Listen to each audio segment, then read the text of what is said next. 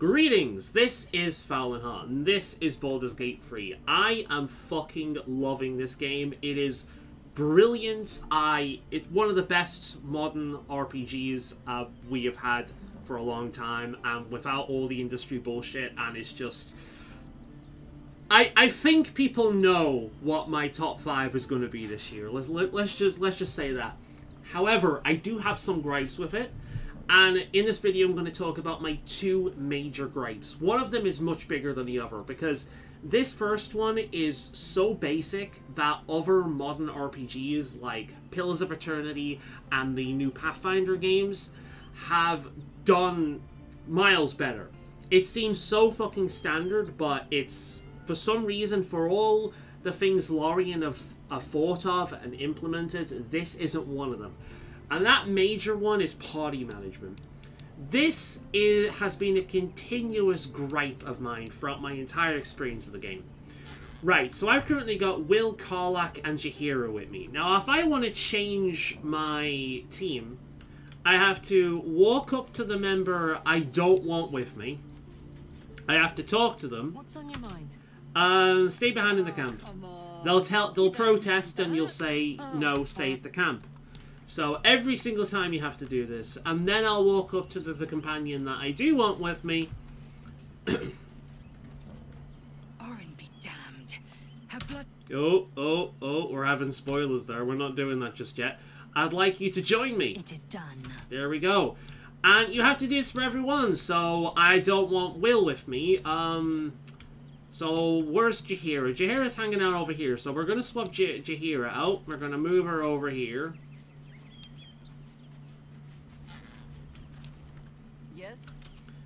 Wait, the camp. Sure? Yes. Okay, and let's go all the way over here to bring Halson with me instead. Can you see how this is actually kind of annoying?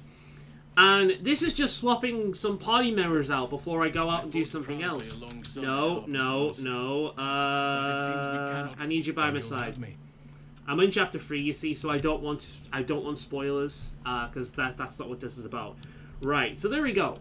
There's party management right there. And again, if I wanted to swap Will out, the same thing. The really annoying thing is like, right, well, this person is at the complete opposite of the camp. Now, this is actually fine. This is a fine camp. Most of the characters are kind of, you know, around the same area.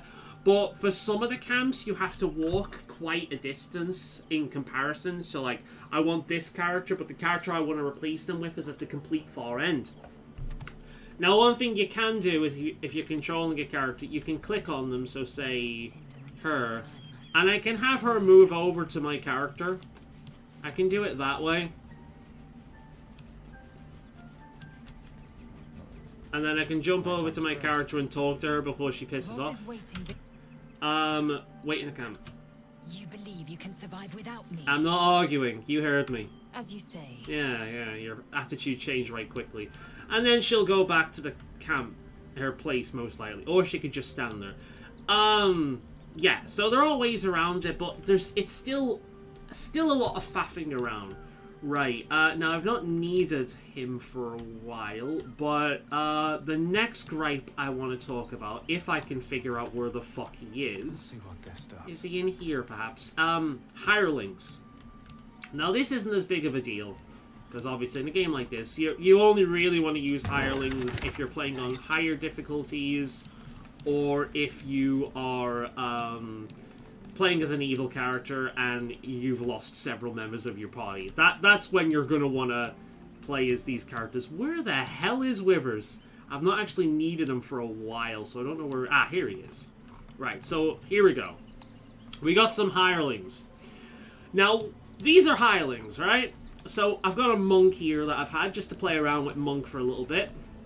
This vessel is at thy disposal. They have no personality whatsoever. They're literally just... They're like the pawns from Dragon's Dogma, right? So, yeah, I can get one of these to follow me. Now, one thing you can do... So, let's talk to Withers for a second. Discussion. Dost thou require a new... hirelings. Dismiss a hireling. That one? Alright, leave. Right, so I've dismissed the monk. Right. You can have Dost 3. thou require a new Hireling. very well. Recruit a hireling. Right, now all of them are going to not all of them are going to show up. So these are your options. These are the characters, right? This is the problem I have. In other games, again, Pillars of Eternity or the Kingmaker games, you can make a hireling and you can decide what race they are, what class they are, their appearance. You customize it like you would do your main character. And this is great for people like myself who want maybe Truth Miner, my first tabletop character in the game, or Grimbold Frey, another one of my tabletop characters in the game. I like using hirelings as a way to add characters that I've actually played in tabletop into my game. They don't really do anything. I don't use hirelings too often, but it's nice having something that I, as part of my own personal tabletop history, just visually in the game. Because you're inevitably going to get gear that you don't really need. So eventually what these things end up being is kind of like background decoration. And I personally like having characters that I've played in tabletop as that. In Kingmaker, for example, I would often make one of my tabletop characters using the portrait that they used in tabletop, because you can add portraits, custom portraits, and I would have them as a really early extra character in the early game of Kingmaker, and then later on they would just be stuck in my base and used as a hireling for like the city management. That's pretty much what they did. But these are your options. So if you want your orc to have a beard, well, good fucking luck, because this is your orc. You can't have a green orc. You can't have a female orc. This is your hireling. If you want your tiefling to be red, or green, or white, or black, or fucking yellow, or whatever, or want it to be a female, want it to have a beard, nope, this is your tiefling. Now, one thing you can do, like, for example, if you particularly like the way this dude looks, or Githyanki are very, very good. They're one of the best races in the game. So if you want her on your team, but you don't particularly want a monk, what you can do is you can hire her. I have a lot on my mind. And then you can use her to speak to withers. I shall be here in thy camp. And you can actually change her class. So if you like this model and you don't want the monk, you can actually change her to a different class. She's not going to get the gear, but you can actually change her to, you know, a different class, and you can level her up accordingly, you know. And that's a great way of, if you like a particular model, or again, the Githyanki is very, very good. So if I ever do a run in like the hardest difficulty, I'm probably gonna hire her, and I'm gonna make her a paladin or something, or some other class that's very good or very useful. Maybe a bard, because I'd rather have a Githyanki in terms of their ability than a gnome or a halfling. Now, halflings are good because they get lucky, but again, like, the natural shit Githyanki get is very good as racials, like, racial spells. So, yeah, so you can do it that way, you know, and that's okay, but it would be so much better if we could just make our own hirelings, because these guys are essentially pawns, like from Dragon's Dogma.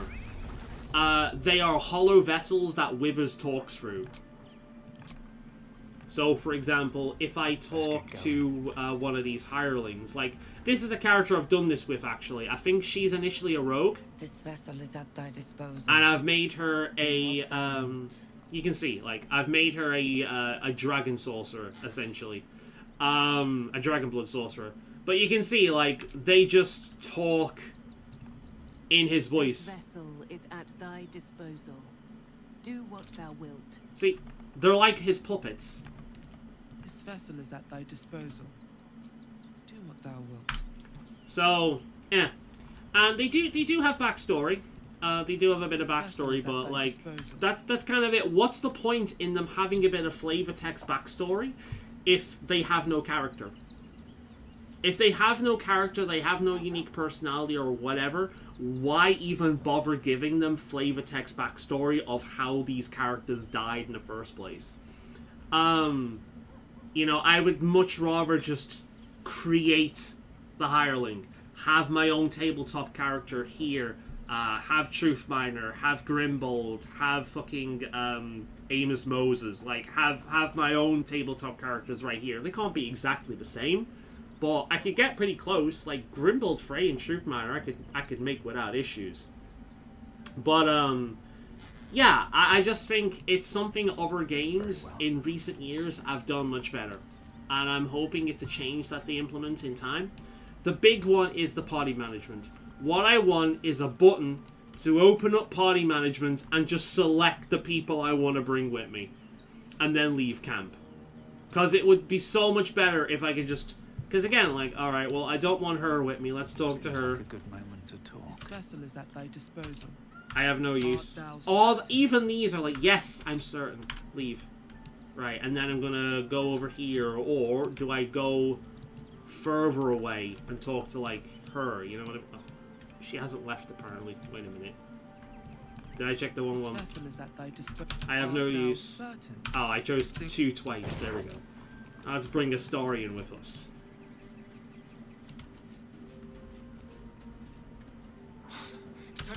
Shush, shush, shush. Darling. Right, and then we've got Astarion with us. So it's... Yeah, it's not ideal. It's not ideal. This is a great game, but I think this is a very basic kind of thing that they screwed a little bit with this. It would be much better if they handled it like the other games. Alright, so this is Pillars of Eternity 2, right? I'm actually near the end game here, so... in order to change party members here, you can do this in other ways, but essentially this is the menu, right? So I'm going to remove these characters, and I'm going to add one of my custom characters, another one of my custom characters, another custom character here. Like, there's Hercene, obviously, Elder Scrolls fan, you know the name, Solaire of Astor, Dark Souls. And then just Ren, just a random character I've had, which was actually one of my alternative playthroughs of this game. I was playing a secondary game at this point where I was being an evil bastard, a pale elf, and that's kind of what she is. And yeah, Ren is another character I have. So, essentially, that's how you change your party member. My picture isn't loading because this is an old save where I've used a custom image. I'm playing an Orlan, one of these buggers, but obviously it's not loading because it's an old save. But yeah, like, that's how you do it. So you'd have custom companions, you'd have custom, you know, there's a hunter here, a Templar, a Mindstalker, and it's just a much better system, in my opinion. I've got my own custom characters in here that I want in the world. I've got my own, and I can just swap out parties super fucking easy. It's like, okay, well, I don't need to go up and talk to this guy and then convince him to join me. I don't need to go up and talk to her to convince me to join me. Or if I want them to stay, I don't have to talk to them, tell them to stay, and then tell them to stay a second time and then walk up to another person. I can just open up this party. And this has always been a thing for so many RPGs. It's like, look at even Dragon Age Origins. You leave the camp, and then you choose the 3 members on the list that you want to join you. It's that simple.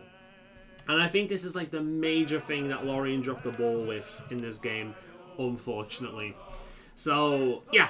And these are pretty modern, like Pillars of Eternity 2 Deadfire, or Dreadfire, whichever it's Deadfire, and Wrath of the Righteous. Like, before BaldursGate 3, I'd say Pathfinder Wrath of the Righteous was the best CRPG we had.